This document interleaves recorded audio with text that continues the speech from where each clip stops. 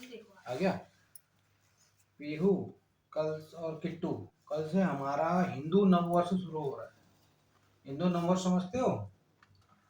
जब से हिंदू धर्म की उत्पत्ति हुई है उसके बाद एक सन को हमने डिक्लेयर किया कि हम इस दिन से अपना नववर्ष मनाएंगे। तो हर में साल की चैत्र शुक्ल प्रतिपदा को, यानी चैत्र महीना कल से जो शुक्ल प्रतिपदा शुरू हुई है। महीना कौन सा महीना होता है? जैसे मार्च होता है ना, आप अंग्रेजी के जनवरी फरवरी मार्च पढ़ते हो, वैसे हिंदी में हमारे हिंदू धर्म में बोला जाता है चैत बैसाख जेठ अषाढ़ ज्योतिष के हिसाब से। सुना तो है ठीक है, आपने सुना ही है। चैत महीने में भिड़वा देने बुआ के घर नहीं जाते। हाँ। तो ये कल से शुरू हो रहा है। कल हमने क्या करना है, सबसे पहले अपने जितने भी दोस्त हैं सबको जाके बोलना है आपको हिंदू नववर्ष की बधाई। ठीक है। अब वो पूछेगा हिंदू नववर्ष क्या होता है, तो आपको पता होना चाहिए विक्रमी संवत से सन 2080 स्टार्ट हो रहा है। यानी हमारा जो सन है 2024 ना होके हिंदू भूमि का 2080 चल रहा है। ठीक है, तो उनको बोलना है कि हिंदू नववर्ष की बधाई हो। विक्रम संवत, हमारे एक बहुत महान राजा हुआ थे विक्रम, राजा विक्रमादित्य। जिस दिन उनका राज्याभिषेक हुआ उनकी वजह से हमारा ये विक्रमी संवत काउंट होता है। वहां से हम अपनी लाइफ स्टार्ट करते हैं। ठीक है, वैसे तो होने को हमारा काम चाहिए उससे है, लेकिन ये हिस्टोरिकल है। उसके बाद नववर्ष हम क्यों मनाते हैं? क्योंकि हमारा नया साल शुरू होता है, बसंत ऋतु शुरू होती है, गुड़ी पड़वा शुरू होता है, बिहू शुरू होता है। अलग अलग राज्यों की अलग अलग मान्यताओं के हिसाब से उनका जो नववर्ष है वो शुरू होता है। पापा, ये जैसे ये वाला है, ये वाला नववर्ष आ गया, न्यू ईयर आ गया, ये हिंदू का है। हाँ। तो जो जनवरी में आता है उसका वो क्रिश्चियन। लेकिन क्या है, उन्होंने पूरी दुनिया में राज किया, तो अपनी मोनोपोली थोपी उन्होंने कि जो हम कह रहे हैं वो सही है। आप देखना जो क्रिश्चियन कंट्रीज हैं जब इंडिया को लूट के ले गए तब उनके यहाँ डेवलपमेंट हुआ। जो हमारे यहाँ ज्ञान था वो लूट लिया उन्होंने, हमारी किताबें जला दी, तो उनसे उन्होंने डेवलप किया। हमारी ही किताबों से हम ही को ज्ञान देते हैं कि हम महान हैं, जबकि वो महान नहीं है। अब ग्रहों की खोज उन्होंने, ये गैलीलियो करके वैज्ञानिक हुआ था, उसने बोला था कि पृथ्वी सूरज के चक्कर आगे उसको मार दिया था आज से 300-400 साल पहले। और हम कब से राजा रामचंद्र जब पैदा हुए तब भी रामचंद्र जी जिस दिन राज्याभिषेक हुआ था वो कल ही हुआ था, शुक्ल प्रतिपदा के दिन।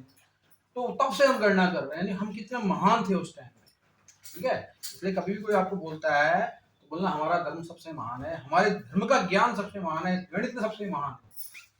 अब हम क्या क्या करेंगे, घर में मंदिर की सफाई करेंगे, कल हम जल्दी उठ जाएंगे और सफाई करेंगे। दिल्ली में मम्मी रंगोली बनाएगी। उसके बाद घर के बाहर नववर्ष मंगलमय का चार्ट बनाओगे आप लोग। हाँ, एग्जाम से आने के बाद कल चार्ट बनाओगे आप। चार्ट में हिंदू नववर्ष लिखोगे डेकोरेशन करके, फिर बाहर लगाएंगे हम उसको। चार्ट क्या होता है? चार्ट मतलब चार्ट पेपर आता है ना इतना बड़ा, पोस्टर उसमें लिखोगे हिंदू नववर्ष की बधाई, हम बाहर लगाएंगे। ठीक है, उसके बाद हम केले के पत्ते और ये आम के पत्ते इसमें लगाएंगे बाहर वाले छज्जे पे, चैनल के ऊपर। पिछले साल भी लगाए थे हमने। ठीक है, कल सुबह हम झंडारोहण करेंगे ऊपर, भगवा ध्वज नया है उसको लगाएंगे, तो उसको फिर हम पूजा करेंगे। यानी हमारा वो सिंबल है कि हमारा ध्वज जो है भगवा है, हम हिंदू धर्म के अनुयायी। ठीक है, सुबह स्कूल जाने से पहले हम उसको लगा लेंगे और अपने इष्ट मित्रों को सबको हम हिंदू नववर्ष की बधाई देंगे। अच्छा, आज क्या क्या हुआ था? आज क्या क्या हुआ था? इसी दिन मान्यता है कि ब्रह्मा जी ने पृथ्वी की उत्पत्ति की थी, चैत्र शुक्ल प्रतिपदा। ठीक है, उस दिन ब्रह्मा जी ने उत्पत्ति की थी इसकी, पृथ्वी की। यानी कब की होगी लगा लो, वो दिन आज ही का था। ये 10 दिन का वेरिएशन होता है। अंग्रेजी कैलेंडर में 365 दिन होते हैं और हिंदू कैलेंडर में 355 दिन होते हैं। तो 10 दिन का जो गैप होता है उसको अधिमास बोलते हैं, उसको 10 दिन को चंद्र में ही काउंट होता है। उसके बाद सम्राट विक्रमादित्य ने इसी दिन राज्य स्थापित किया था। वो बहुत बड़े न्याय के राजा थे, बहुत बड़े, उन्होंने पूरे भारत में राजा था। भारत बहुत बड़ा था, ईरान से लेके वो मलेशिया तक पूरा भारत, उससे भी आगे तक कंबोडिया तक। श्री राम का राज्याभिषेक भी इसी दिन हुआ था, यानी श्री राम जब लंका जीत के आए थे वो राजा बने थे। ठीक है, इसी दिन चैत्र शुक्ल प्रतिपदा को हुआ था। इसी दिन हमारी नवरात्रि शुरू होती है, 9 दिन की नवरात्रि शुरू होती है। इसमें देवी के 9 रूपों की हमको पूजा की जाती है। वो देवी के जो 9 रूप हैं वो असुरों के साथ लड़ाई में उनकी शक्ति को दर्शाते हैं, यानी अच्छा बुराई पे अच्छाई की विजय को दर्शाते हैं। शत्रु की कैपेसिटी के हिसाब से देवी ने अपना अलग अलग रूप लिया। पहले जो देवी थी, फिर दूसरी देवी थी, ऐसे लास्ट में काली माता का पूजा करते हैं। बंगाल में काली माता की पूजा करते हैं, दुर्गा माता की पूजा करते हैं। तो अलग अलग स्वरूप है एक ही, उनके अलग अलग रूप है। जैसे तुम्हारा हिस्ट्री, ज्योग्राफी, साइंस ऐसे होते ना, है तो ज्ञान का भंडारी, लेकिन अलग अलग सब्जेक्ट है, वैसे अलग अलग देवियां होती। उसके बाद सिखों के द्वितीय गुरु जो अंगद देव जी, सिख धर्म जब बना था तो उनके द्वितीय गुरु जो थे वो अंगद देव जी को गुरु नानक जी ने सेलेक्ट किया था। उनके गुरु है ना 10 गुरु, एक दो तो आपने अमृतसर में देखे होंगे, उनके फोटो लगे हुए हैं अलग अलग जगह पे। किट्टू ने याद नहीं हुआ, तेरे को याद होगा, अलग अलग जगह उनके फोटो लगी हुई। तो दूसरे गुरु थे, उसने उनकी बर्थडे मनाया जाता है। कल उनके यहाँ बहुत उत्सव होगा, बैसाखी की तैयारी हो जाती है। स्वामी दयानंद सरस्वती जो थे उन्होंने आर्य समाज की स्थापना की। आर्य समाज होता है जहां पर सबको समान अधिकार होते हैं, सबको पढ़ने लिखने का अधिकार होता है, वो वेदों से चलते हैं, भगवान को मानते हैं। ठीक है, तो आर्य समाज ना स्वामी दयानंद सरस्वती जी ने मुंबई में की। महात्मा गांधी के लड़के को भी आर्य समाज के द्वारा ही मुस्लिम से हिंदू बनाया गया। मुस्लिम था? हाँ, एक लड़के ने उनके मुस्लिम धर्म अपना लिया था और अपनी ही बेटी के साथ उन्होंने बलात्कार किया। किसने? हिस्ट्री में लिखा है, महात्मा गांधी अपनी बुक में लिखा है। किसने? महात्मा गांधी के लड़के ने अपनी बेटी? महात्मा गांधी की पोती के साथ। मुसलमान धर्म का हाँ, जब उसने मुस्लिम धर्म अपनाया तो अपनी ही बेटी के साथ उन्होंने बलात्कार किया था, उसका कोटेशन लिखा हुआ है। फिर उसको शुद्धिकरण करके वापस फिर उस हिंदू धर्म बनाया गया आर्य समाज के द्वारा। सिंध प्रधान, जब कभी आप मारवाड़ी समुदाय में जाओगे ना, राजस्थान, गुजरात या जहां जहां मारवाड़ी समुदाय है, तो उनका एक भगवान है झूलेलाल भगवान। या गुजरात जाओगे तो वहां पे उनको पूजा करते हुए देखोगे, तो हिंदू धर्म की रक्षा के लिए उन्होंने एक अवतार लिया था, उनको झूलेलाल भगवान बोलते। उनकी भी कल बर्थडे है।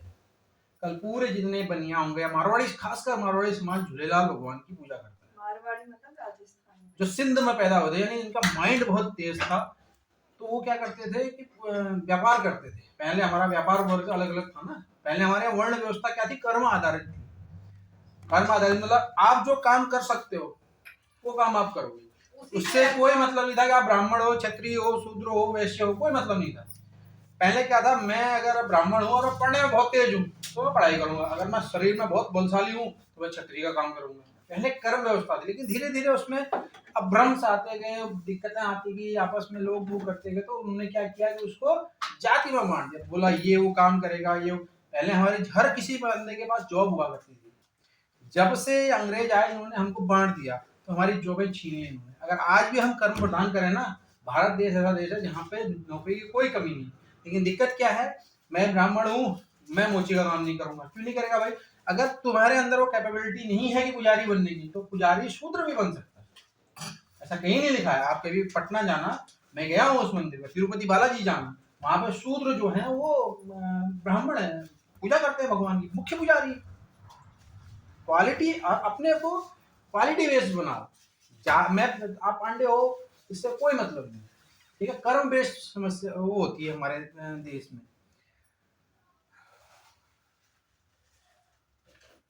उसके बाद युधिष्ठिर का नाम सुना है ना महाभारत में? तो युधिष्ठिर ने जब लड़ाई जीती थी महाभारत की, उसके बाद उनका जो राज्याभिषेक था वो भी आज ही के दिन हुआ। ठीक, अब मैं आरएसएस यानी जितने भी भारत जो राष्ट्रीय स्वयंसेवक संघ है आरएसएस, उसके जो संस्थापक थे परम पूज्य डॉक्टर केशवराव बलिराम हेडगेवार, कभी उनकी जीवनी पढ़ना, कितना स्ट्रगल किया उस बंदे ने। 8 साल की उम्र में उन्होंने महारानी विक्टोरिया का मिठाई खाने से मना कर दिया। 8 साल यानी किट्टू की उम्र। इस उम्र में उस बंदे के अंदर इतनी देशभक्ति थी कि उसने विक्टोरिया की जो मिठाई बांटी जा रही थी स्कूल में, उसको फेंक दिया। वंदे मातरम का आह्वान किया उन्होंने। बहुत मेहनत की वहां तक पहुंचने में। डॉक्टर बने, डॉक्टर बनने के बाद डॉक्टरी नहीं की, वो चाहते तो अच्छी डॉक्टरी करके अपना देश को अपना जीवन दिया। ठीक है ना, देश को अपना पूरा संपूर्ण जीवन दिया। 1922 में उन्होंने कांग्रेस छोड़ दी थी, कांग्रेस में थे वो, बहुत बड़े महासचिव पद तक गए थे। लेकिन 22 में जब उन्होंने देखा कि हिंदुओं को तो कोई सुन ही नहीं रहा, तो उन्होंने उस टाइम प्रतिज्ञा ली थी कि मैं आज से एक ऐसा संगठन खड़ा करूंगा जो भारत से हिंदुत्व की भावना को आगे बढ़ाएगा। और एक दिन ऐसा आएगा, चाहे मुझे उसके लिए 100 साल लग जाए। अभी 100वां साल आ रहा है 2025 में, जिस दिन स्थापना हुई थी, तो उसके 100 साल जब हो जाएंगे तो मैं उसका एक ऐसा संगठन बनाऊंगा जो पूरे भारत को एकत्रित करेगा और राष्ट्र भावना की निर्माण करेगा। तो आरएसएस वाले क्या करते हैं, राष्ट्र भावना की निर्मित करते हैं, सुबह जल्दी उठने की प्रयोग करते हैं, नशा मुक्ति के लिए काम करते हैं, आदिवासियों के लिए काम करते हैं, महिलाओं के लिए काम करते हैं, कुष्ठ रोगियों के लिए काम करते हैं। कभी आप रुद्रपुर जाइए हमारे साथ, सिद्धार्थगंज जाइए, वहाँ पे उनके लोगों से मिलिए, वहाँ पे बच्चे जो वहाँ रहते हैं पढ़ते हैं। महाराणा सांगा जो महाराणा प्रताप के वंशज हैं वो खटीमा में रहते हैं, कभी आपने मिले हो उससे? महाराणा प्रताप 7.5-8 फीट के और उनका भाला तलवार इतनी भारी थी, आज कोई नहीं उठा सकता, उतना महान उनका इतिहास है। यहीं पे रहते हैं केदारगंज खटीमा, कोई जाता नहीं। तो ये ऋतु भी शुरू हो जाती है। अच्छा, एक महर्षि गौतम भी थे हमारे यहाँ। Spring season. अब गेहूं की फसल पकनी शुरू हो जाएगी, अब कपोलें फूटनी शुरू हो जाएंगी। आप गांव जाते हो तो बहुत अच्छे से सुंदर फूल खिलने शुरू हो जाएंगे, हरियाली आनी शुरू हो जाएगी, तो इसको बसंत ऋतु बोलते हैं। अब ये बहुत आनंद की ऋतु होती है, इसमें बहुत अच्छा लगता है। इस दौरान हमने अब खाना कम करना है, फ्रूट की मात्रा ज्यादा बढ़ानी है और पानी ज्यादा पीना है। अभी तक जाड़ू में हम क्या कर रहे थे, खाना ज्यादा खा रहे थे, पानी कम पी रहे थे। अब उल्टा करना है, धीरे धीरे धीरे हमने खाना कम करना है और पानी और इनकी मात्रा बढ़ानी है। अब बसंत ऋतु में क्या होगा कि अच्छे पहले गाँव में झूले लगते थे, लोग झूला खेलते थे, गाने गाते थे। वो चीजें खत्म हो गई हैं शहरीकरण की वजह से, लेकिन अब क्या है, अंदर ही अंदर आदमी खुशी मनाता है। अब यहाँ से किसानों की फसल पकनी शुरू हो जाएगी, अगले 1 महीने में आप देखोगे पूरा गेहूं पक जाएगा, बस अब कटना भी शुरू हो जाएगा। कोई गर्म क्षेत्र होगा तो जैसे हमारे यहाँ नानी जी का एरिया है, वहाँ पकना शुरू हो गया होगा, उधरा में पकना शुरू हो गया होगा, जो एलजीबी वाला बेल्ट है उसमें पकना शुरू हो गया होगा। खटीमा का निचला क्षेत्र जो है, जहाँ गर्मी होती है, घाट वाला क्षेत्र है, जहाँ नदी जाती है लेकिन पहाड़ियाँ होती है, तो वहाँ गर्मी होती है, वो में फल पकने और ये चीजें पकनी शुरू हो जाती हैं। तो अब इसको हमने मनाना कैसे है? सबसे पहले आपस में हम लोगों ने एक दूसरे को बधाई देनी है, अपने सारे रिश्तेदारों को बताना है। कल हम यहाँ पे मंदिर में पूजा करेंगे, ठीक है? बता दिया हो, आम का वो लगाएंगे, अगर आपके पास दुकान है तो उसको आप सजाओगे, और हमारे पास पटाखे हैं, हम पटाखे फोड़ेंगे, ठीक है, झंडा लगाएंगे। अगर यहाँ पे अभी हमारी वाहन रैली है 26 तारीख को, उस दिन आप चलना हमारे साथ, बहुत बढ़िया भव्य प्रोग्राम है, लाल कुआं से लेके हल्द्वानी तक, वहां से यहाँ रैली चलेगी, आप चलना मेरे साथ। बहुत सेवा कर सकते हैं, रक्तदान कर सकते हैं, चिकित्सालय में जा सकते हैं, सेवा कर सकते हैं, बधाई दे सकते हैं। तो ये हमारा हिंदू धर्म है। कोई भी तुमसे पूछता है तुम्हारा धर्म क्या है, तुम क्या हो, तो आप बता सकते हो हम हिंदू धर्म है, सबसे महान धर्म है, सबसे पवित्र धर्म है और सबसे ज्यादा फ्लेक्सिबल है, मतलब इसमें रिगिडनेस नहीं है। और धर्म क्या कहते हैं, भगवान एक है, यही है, बाकी कोई है नहीं। हम ऐसा नहीं कहते, हम ये कहते हैं कि हमारा पूरा जो ब्रह्मांड है हमारा घर है, और हम भगवान को सबको सद्बुद्धि दे, सबका भला करें। सिर्फ हम ही हैं जो ये कहते हैं कि सबको भला करें, ठीक है? ये सब चीजें हमारे इसमें आती है। जब आप इस चीज को स्टडी करोगे, पढ़ोगे, धर्म आपको रोजगार देगा, धर्म आपको ज्ञान देगा। इतना धर्म है हिंदू धर्म के अंदर कि आदमी बेरोजगार रह ही नहीं सकता, लेकिन धर्म को हमने किनारे करके नौकरी के पीछे भाग रहे हैं, तो वो हमारे लिए बहुत बड़ा हुआ है। फूल अब आप लगा लो, आपको एग्जाम्पल देता हूँ। अभी दादा दादी हमारे काशी विश्वनाथ गए थे बनारस में, वहाँ पहले छोटी सी गलियां थी, अभी मोदी जी ने बहुत बड़ा वो बना दिया कॉरिडोर, और सीधा गंगा नदी और संगम में जाता है। इस बार वहां पे सिर्फ फूल वालों ने ही 2.5 करोड़ रुपए के फूल बेचे एक महीने। अब आप लगा लो, जहाँ 1 लाख 2 लाख के फूल बेचते थे आदमी, 2.5 करोड़ के फूल बेच रहे हैं। तो आप उसको टर्न में लगा, चाय वाला, रिक्शा वाला, तांगा वाला, नाव वाला। ये धर्म हमको बहुत कुछ देता है, समझ रहे हो? इसलिए हमारा धर्म, हमारा जो नया वर्ष आ रहा है उसको हर्षोल्लास से मनाएंगे हम कल। इसलिए कल अपना पेपर दो, पेपर देने के बाद हम अपना प्रोग्राम करेंगे, ठीक है? चलो, बोल सियावर रामचंद्र की जय।